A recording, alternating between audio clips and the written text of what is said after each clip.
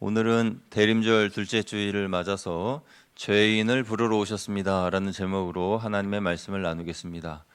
오늘 말씀의 배경이 되는 곳은 가버나움이라는 동네입니다. 가버나움은 갈릴리 호수의 북쪽에 위치하여 있는 마을인데 이 마을에는 어부들이 많이 살았습니다. 그래서 어부들이 사는 그런 동네이기도 하고 또 가버나움이라고 하는 동네는 그렇게 큰 동네가 아니어서 사람들이 어떤 일이 일어나는지 집집마다 그 상황을 다 알고 있는 그런 마을이기도 했습니다. 어느 날 예수님께서 그 가버나움의 한 집에 들어가셔서 말씀을 전하고 계시는데 4명의 장정이 들것에 눕혀 있는 한 중풍병자를 데리고 왔습니다. 사람들이 빼곡하게 있어서 정문으로 들어갈 수 없어서 지붕으로 올라가 지붕을 뜯고 그리고 그 중풍병자 친구를 밑으로 내려서 예수님께 고쳐달라고 간구하였습니다. 사람들은 그 중풍병자를 어떻게 고치는지 예수님의 모습을 유심히 살펴보았는데 그런데 예수님께서 병을 고치시지 않고 엉뚱한 말씀을 하셨어요. 소자야 내 죄사함을 받았느니라 라고 말씀하셨습니다. 그 중풍병자를 데리고 온 친구들이 당황했습니다. 우리가 원하는 것은 이것이 아닌데 이 친구를 고쳐주시기를 바라면서 데리고 온 건데 왜 이상한 말씀을 하실까라는 이야기를 했습니다. 그 모습을 바라보던 바리새인과 유대 종교 지도자들도 이상하게 생각했습니다. 아니 죄를 사하는 것은 하나님만이 하실 수 있는데 저거 신성모독 아닌가? 그런 생각을 했습니다. 그런데 예수님은 아랑곳하지 않았습니다. 그러면서 일어나 내 침상을 가지고 집으로 가라라고 말씀하셨습니다. 예수님은 거기에 모인 모든 사람들에게 예수님 자신이 죄를 사하실 수 있는 능력이 있다는 것을 보여주셨습니다. 예수님은 하나님만이 하실 수 있는 죄사함과 병을 고쳐주시는 기적도 함께 베풀어 주신 거죠. 여러분, 예수님은 죄를 사해 주시는 능력이 있는 분이고 죄인을 부르러 오신 분이십니다. 예수님이 육체를 입고 이 땅에 오신 것은 죄인들을 구원하시기 위함이고 누구든지 회개하여 예수님을 믿게만 하면 하나님의 은혜를 받아 구원을 받게 되는 것이죠. 그 가버나움의 그 집에서 중풍병자를 고치신 예수님은 이제 자리를 이동해서 어느 한 곳을 지나가시는데 그곳은 세관이었습니다. 당시 이 세관은 세리들로 인하여서 그 세관 자체가 경멸을 당하는 곳이었습니다. 로마인들은 세리들에게 세금을 거두라고 하였고 그 거둔 세금을 거의 다 뺏어갔습니다. 그러니까 세리들은 자기들이 생활할 생활비가 없었습니다. 그래서 최소한 자기가 생활할 만큼의 세금은 더 거두어 들여야 됐기 때문에 이 유대 백성들은 그들을 마치 매국노 그리고 저주할 만한 그런 대상으로 생각하면서 폭언을 일삼고 매우 싫어했습니다. 그런데 예수님께서 그곳 세관으로 가셨고 세관에 앉아있는 마태에게 가셨습니다. 그리고 마태를 보신 예수님께서는 나를 따르라 라고 말씀하셨습니다. 예수님의 그런 모습을 보는 다른 제자들은 도무지 이해할 수가 없었습니다. 왜냐하면 자신은 저 세리 마태와는 다르다고 생각했기 때문이죠. 자신은 경건히 하나님께 예배도 드렸고 하나님을 잘 믿고 있고 또 유대 나라를 사랑하는 애국심을 가지고 있고 메시아가 오기를 기도하고 기다리는 사람이라고 생각했을 겁니다. 또한 그들은 감정적인 사람들이어서 혈기가 왕성한 야고보와 요한, 다혈질적인 베드로, 로마와 맞서 싸우자고 주장하는 열심당원 시몬, 이런 사람들이 먼저 마태보다 부르심을 받은 사람들이었기 때문에 예수님의 그 모습이 전혀 이해가 되지 않았습니다. 저보다 나는 저 세리보다는 깨끗해 라고 그들은 생각했을 것입니다. 제자들만이 아니라 당시의 유대인들은 세리들을 피를 빨아먹는 사람들이라고 생각했고 그래서 세리 마태를 부르신 예수님에 대하여 이상하게 생각했습니다. 놀란 것은 세리 마태 자신입니다. 세리 마태는 그동안 사람들이 자신을 저주하고 자신을 매국노라고 하는 것에 대하여 익숙해져 있었습니다. 그런데 그런 자기에게 오셔서 나를 따르라 하신 예수님을 보고 놀랐습니다. 그러나 예수님의 그 부르심에 그는 용기를 내어서 예수님의 뒤를 따라갔습니다.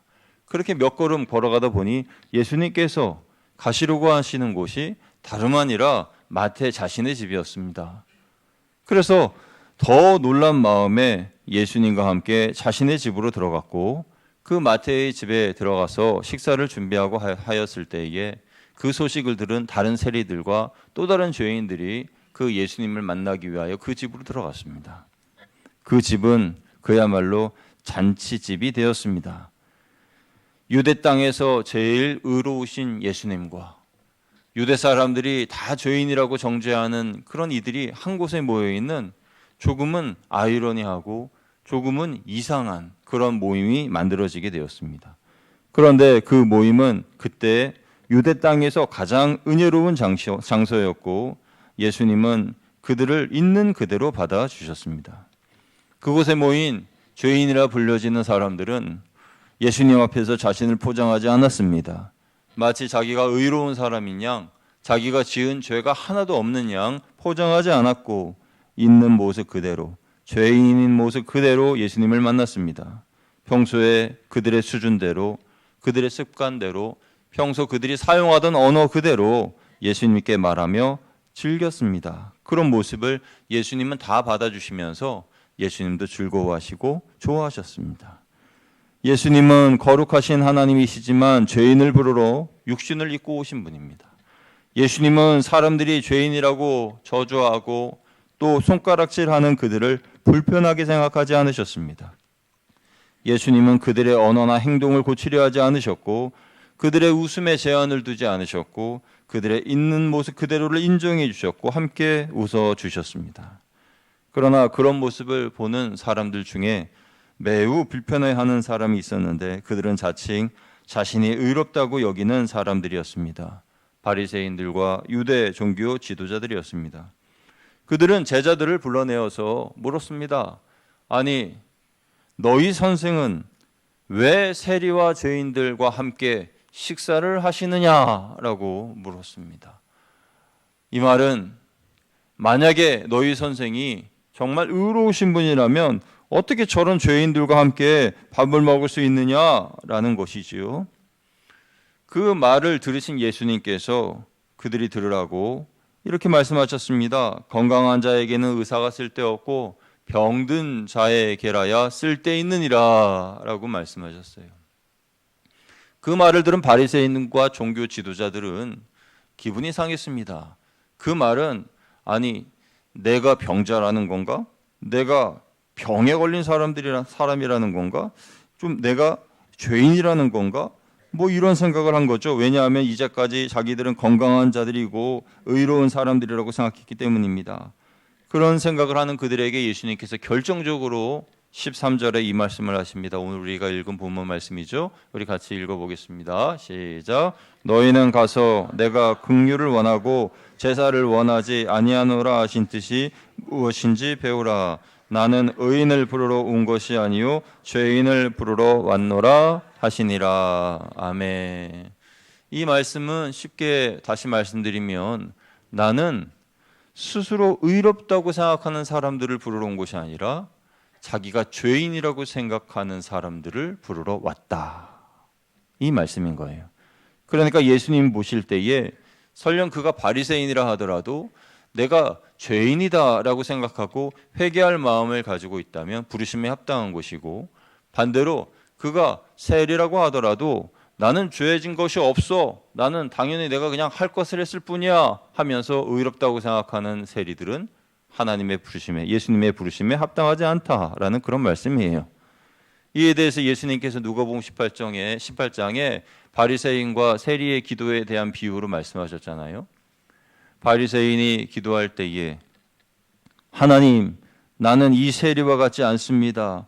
나는 남의 것을 빼앗지도 않았고 악한 일을 하지도 않았고 간음하는 자들과 같지 않았고 매일 2번씩 금식하고 소득의 11조도 드립니다 라고 기도했죠.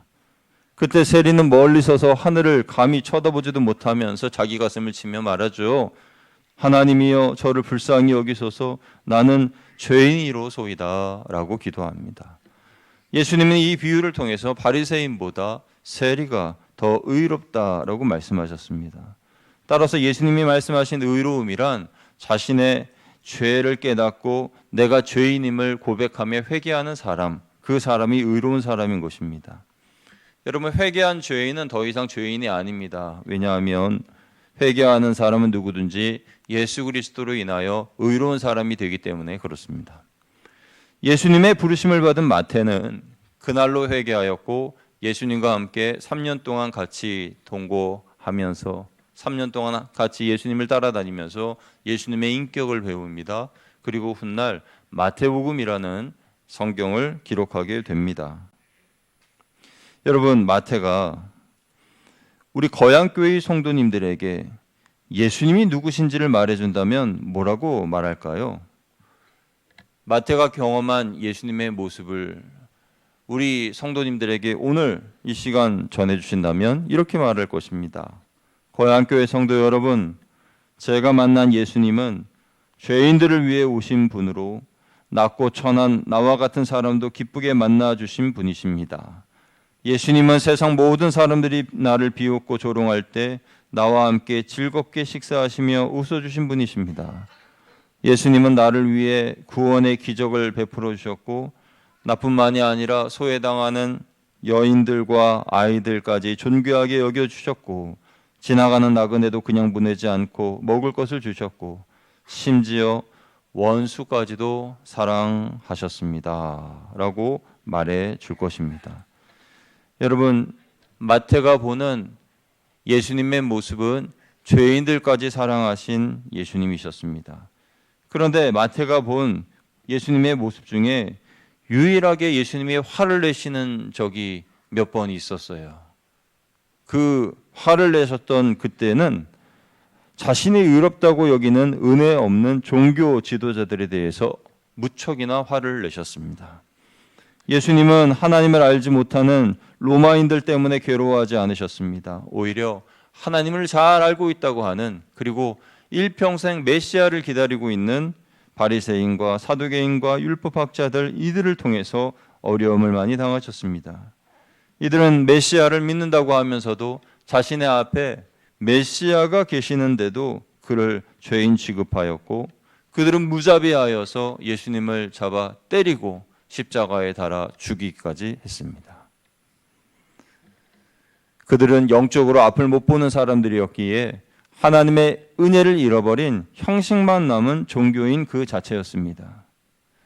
그러나 예수님께서는 그들의 핍박과 십자가의 고문과 죽음에도 다시 부활하셔서 죄인들을 구원하신 일을 완성하셨습니다.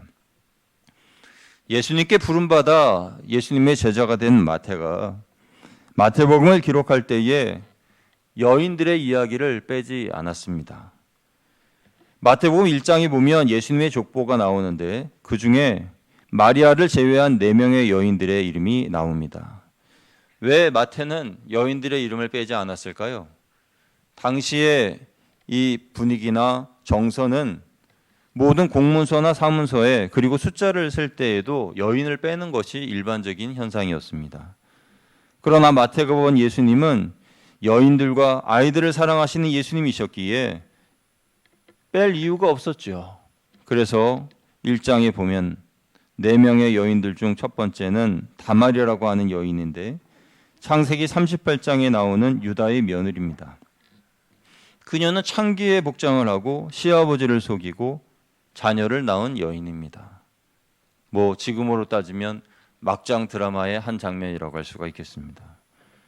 마태가 기록한 또 다른 여인인 라합은 유대인이 아니었습니다.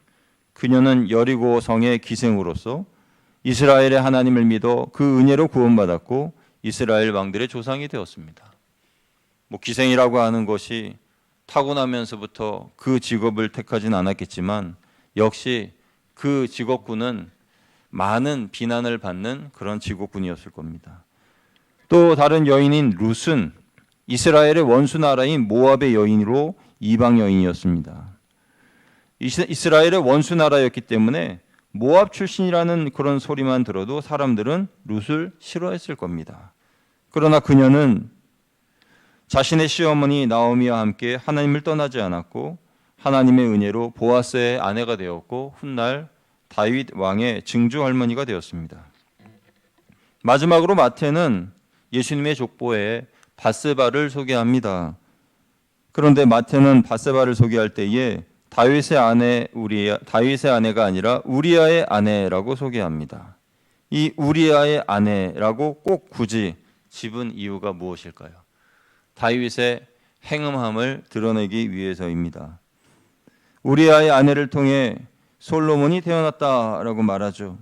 마태는 왜 밧세바를 통해 솔로몬이 태어났다라고 하지 않았을까요? 또는 다윗을 통해 솔로몬이 태어났다라고 하지 않았을까요?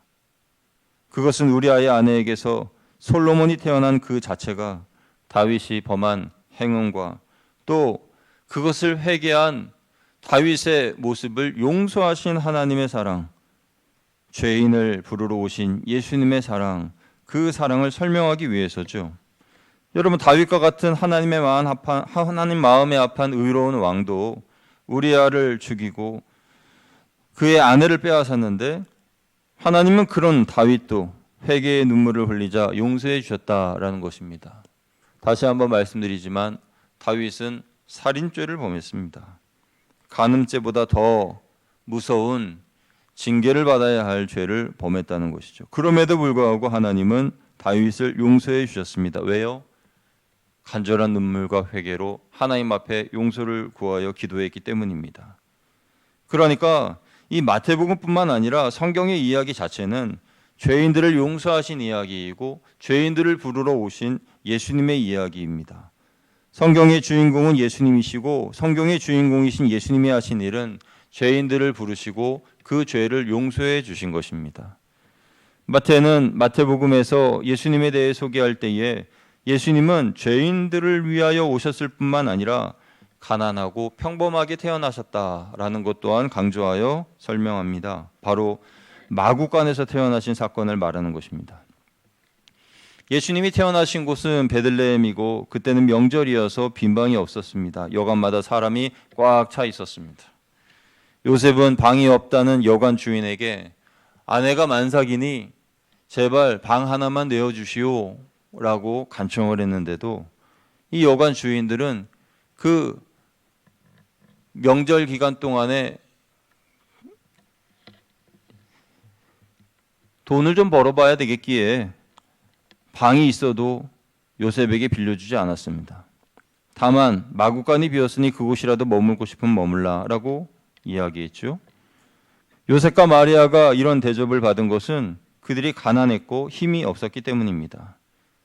평범했기 때문입니다. 부유하지 않았고 권세가 있지 않았고 소위 말하는 백도 없었습니다. 만약에 요셉과 마리아가 화려한 마차를 타고 베들레헴에 도착했다면 그곳 여관 주인들은 버선발로 뛰어나왔겠죠. 앞을 다투면서 자기 집으로 모셔가려고 했을 겁니다. 만약에 정말로 방이 없었다면 자신들의 방이라도 내어주었을 것입니다. 왜냐하면 돈이 되니까요. 예수님은 그러나 화려하게 오지 않으셨고 지극히 가난하게 오셨고 평범하게 오셨고 그런 가정에서 태어나 자라셨습니다. 그래서 가난하고 힘없고 연약한 이들의 마음을 너무나 잘 알고 계셨습니다.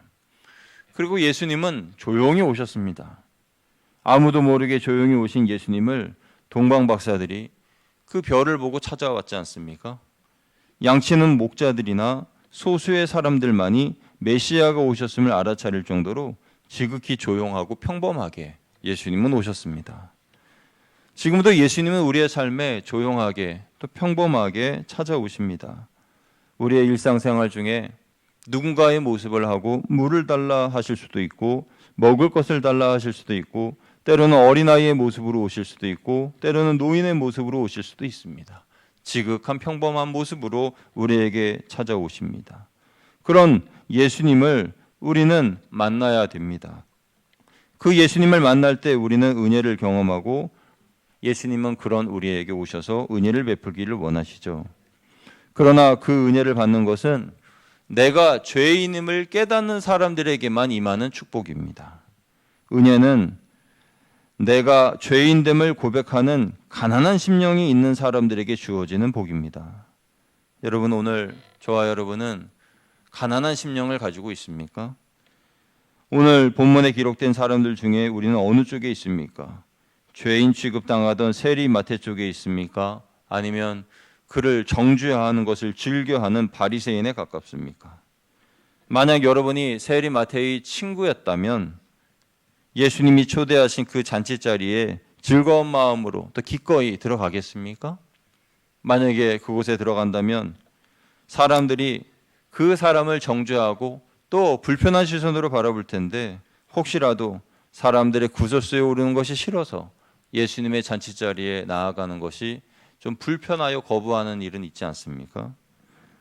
어쩌면 우리는 양쪽의 모습을 다 가지고 있을지도 모릅니다. 우리의 일상의 모습은 한편으로는 바리새인과 같은 모습이고 다른 한편으로는 세리 마태와 같은 모습입니다. 그래서 남을 정죄하기도 하고 또 남에게 정죄를 받기도 하고 죄책감에 눌려 살기도 합니다. 그러나 우리는 기억해야 됩니다. 첫째로 예수님은 의인이 아닌 죄인을 부르러 오셨다라는 사실입니다. 여러분 스스로가 내가 의로운 사람이다 라고 하여 하나님 앞에 나아가지 말고 나는 죄인입니다. 겸손히 고백하며 하나님 앞에 나아가시기를 축복합니다. 둘째로 예수님은 자신을 죄인이라 고백할 뿐만 아니라 행동으로 회개하는 이들을 용납해 주십니다. 생각만 죄인이라 생각하는 것이 아니라 삶으로 회개하여 하나님 앞에 나아갈 때에 우리는 변화된 마태처럼 마태복음을 기록한 마태처럼 순교자 마태처럼 우리는 살아갈 수가 있게 될 것입니다. 아무리 바리새인이나 율법주의자라 하더라도 자신의 죄를 인정하고 회개하며 나오면 예수님은 언제든지 그들을 받아주실 준비가 되어 있습니다. 왜냐하면 그들도 죄인이기 때문입니다.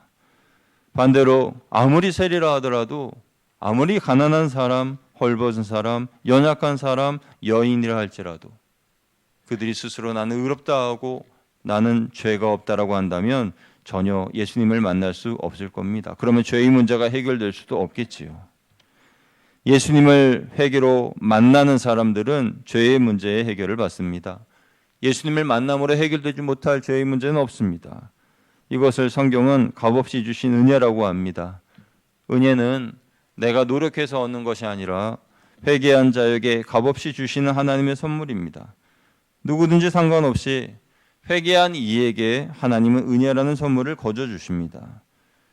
여러분, 우리는 지금 대림절 절기를 보내고 있습니다. 이 대림절은 세상의 모든 사람들에게 은혜를 공짜로 주시기 위해서 하나님이 베풀어 주신 잔치 기간입니다.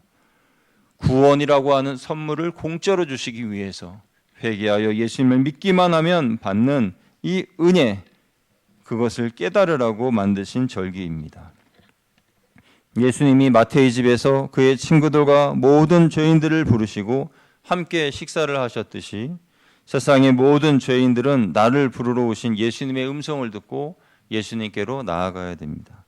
우리 모두는 값없이 거저 주시는 하나님의 은혜를 입기 위해 이 절기를 회개와 기다림의 시간으로 보내야 됩니다. 지난 한 해 동안 나의 모습을 되돌아보면서 회개할 것은 회개하고 감사할 것은 감사하시길 바랍니다. 또한 이 절기를 보내면서 예수 그리스도께서 주시는 구원과 하나님께서 값없이 주시는 은혜의 선물을 놓치지 마시기 바랍니다. 가난한 심령이 되셔서 그 은혜가 여러분 모두에게 임하게 되시기를 주님의 이름으로 축복합니다. 함께 기도하겠습니다.